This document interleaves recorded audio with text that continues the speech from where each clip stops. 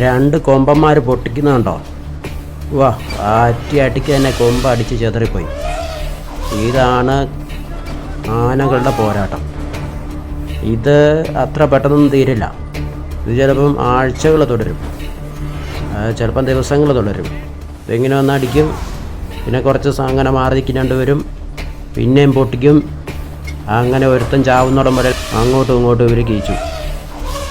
അല്ലെങ്കിൽ ഒരുത്തൻ തോറ്റോടണം. ഓടിക്കഴിഞ്ഞാൽ പിന്നെ അവൻ ആ പ്രദേശത്ത് നിൽക്കാൻ പറ്റില്ല, ആ കാട്ടിൽ തന്നെ നിൽക്കാൻ പറ്റില്ല, വേറെ സ്ഥലത്ത് പൊയ്ക്കോണം. കൊമ്പന്മാരൊക്കെ ഈ ജനവാസ മേഖലകളിൽ ഇറങ്ങുമെന്ന് പറയുന്ന കേസ് കേട്ട് അധികം ഇതാണ്.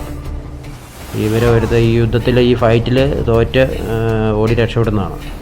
ഇനി അങ്ങോട്ട് ചെല്ലാൻ പറ്റില്ല, ചെന്നാൽ തീരും, അല്ലെങ്കിൽ തീർക്കും. അപ്പോൾ ഇതാണ് കാട്ടിൽ നടക്കുന്നത്. ഒന്നെങ്കിൽ ജയിക്കണം അല്ലെങ്കിൽ പോയിക്കോണം. തോറ്റാൽ അവൻ തീർന്നു.